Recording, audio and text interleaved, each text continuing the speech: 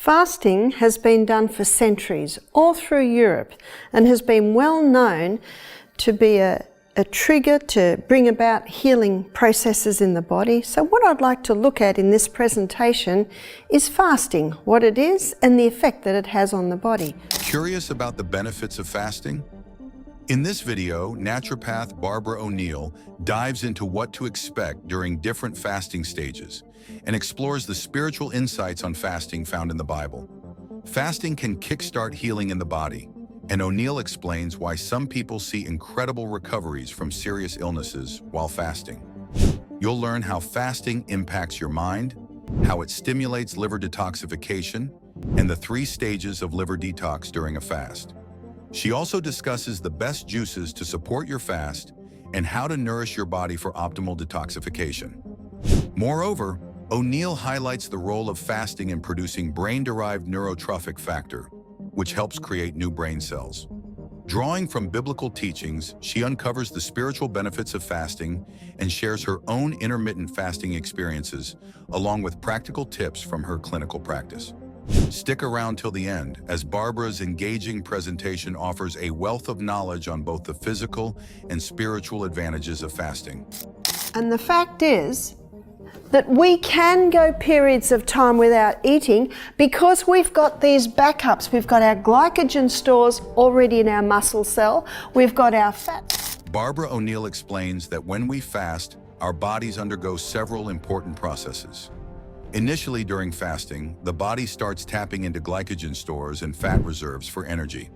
She emphasizes that fasting allows the body to redirect energy away from digestion to other critical functions, particularly brain activity. This shift can be particularly beneficial during times of need, such as when the Israelites fasted and prayed for divine intervention. O'Neill notes that fasting can help heal the body from various illnesses, as the energy freed from digestion can be used to address areas needing repair. At her health retreat, O'Neill uses a 2-day juice fast to help guests avoid digestion, allowing energy to focus on healing. She compares this to doing chores at home, where you prioritize tasks that need immediate attention. The body naturally knows how to heal itself, focusing on areas of greatest need during fasting. The first phase of fasting involves cleaning the body of toxins, a process called autophagy, where damaged cells are broken down and repurposed for energy. This cleansing leads to cell repair and regeneration, resulting in improved health, mental clarity, and increased energy. O'Neill explains that the liver plays a crucial role in this process, managing toxins and storing harmful substances in fat cells. When a person fasts, their body begins to break down these fat stores, releasing glucose for energy. This dynamic process showcases how fasting not only aids in detoxification, but also supports overall wellness. And what the liver does, it must break that down to a water-soluble state. That's the only way that it can be released out of the body, is as a water-soluble state. And so the liver does this in 3 stages. Barbara O'Neill discusses a more complex aspect of fasting related to fat-soluble toxins stored in our fat cells. Over time, these toxins accumulate, and the liver plays a crucial role in detoxifying them. To release these toxins from the body, the liver must first convert them into a water-soluble form. She breaks down the liver detox process into 3 phases. In phase 1, the liver takes these fat-soluble toxins and converts them into metabolites. Interestingly, this initial breakdown can sometimes create substances that are even more toxic than the original toxins, generating free radicals that can damage tissues. O'Neill likens this detox process to cleaning out a garage. During the cleaning, it often looks messier before it gets better, as everything is pulled out and sorted.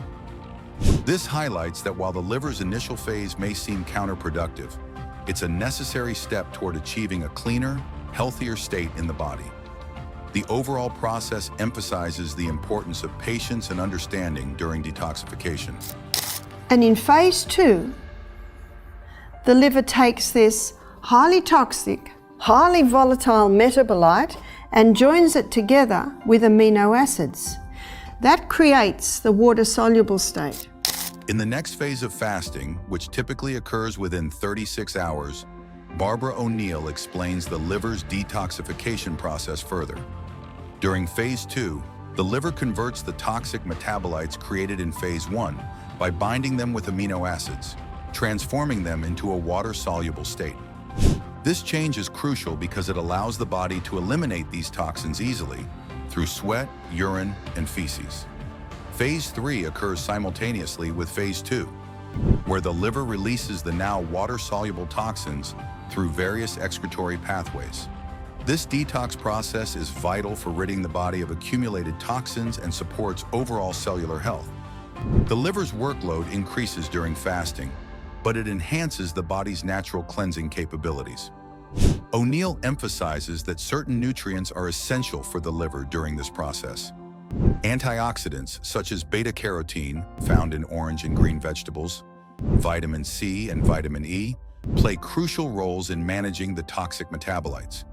For example, vitamin C needs to be consumed in its complete form, which includes bioflavonoids rather than just minerals from sources like Celtic salt and organic fruits and vegetables, as well as vitamin B supplements, are provided to support the liver and aid in detoxification. The overall goal is to nutritionally support the body's detoxification processes, ensuring effective elimination of harmful substances. Protein is required to supply the amino acids to mop up the nasty metabolites. So when we are running a detox program at our health retreats, we always serve a protein powder. During the detox program at their health retreats, Barbara O'Neill emphasizes the importance of protein, particularly on the second day of fasting, when phase 2 of liver detoxification is actively taking place. Protein is essential because it supplies the amino acids needed to bind with and eliminate the toxic metabolites created in phase 1. They utilize pea protein, which is pre-digested for easier absorption. This means that the body can effectively digest the protein drink within about 10 minutes, ensuring that participants receive the necessary nutrients quickly to support the detoxification process. This strategic approach helps optimize liver function and enhances the body's ability to cleanse itself during the retreat. And fasting is an excellent way to give the stomach a rest, the gastrointestinal organs a rest, but it is also a God-designed way to free the system from built-up fat-soluble toxins. On the second day of the detox program, which corresponds to phase 2, participants receive 3 protein drinks, typically at 8 a.m., 12 p.m., and 4 p.m. Alongside these, they enjoy 5 juices throughout the day, scheduled at 8 a.m., 12 p.m., 4 p.m., and 6 p.m. Every other juice contains a protein component, complemented by a green barley juice rich in beta-carotene. In phase 3, the focus shifts to fats. Healthy fats, like those from avocados, nuts, seeds, and olive oil, are emphasized because they keep cell membranes flexible and functional, which is crucial for nutrient absorption and toxin expulsion. These fats also provide sustained energy during the detox. O'Neill suggests trying a fast for 1 or 2 days a week to stimulate the production of brain-derived neurotrophic factor, BDNF, which is linked to the growth of new brain cells, regardless of age. The key to maximizing this benefit is adhering to specific requirements during the fasting period. These are all people that have had a lot of exposure to chemicals. I will often put them on a protein drink every juice, so that's 5 times a day, because I know that what's going to be coming out of them is pretty toxic. Ellen White mentions a fasting approach that involves having 2 meals a day. One example is an 18-hour fast, where breakfast is at 7 a.m. and lunch at 1:30 p.m., with no food until breakfast the next day. This method is manageable since you're mostly asleep during the fasting period. For optimal results during fasting, it's essential to consume high-fiber plant foods and include generous amounts of protein, like legumes. A balanced meal might include beans, vegetables, a large salad, and nuts for dessert.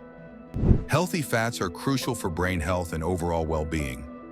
These include raw oils, avocados, fatty fish, and nuts, while it's best to avoid trans fats and processed oils. Hydration is also key. Aim for at least 8 glasses of water daily, ideally with a pinch of Celtic salt to aid absorption. Adequate sleep, early nights, and sunlight exposure are important for brain function as well. Substances like caffeine, sugar, alcohol, and tobacco can inhibit the release of brain-derived neurotrophic factor, BDNF, which is essential for brain health. You have high fiber, and all your plants are high in fiber.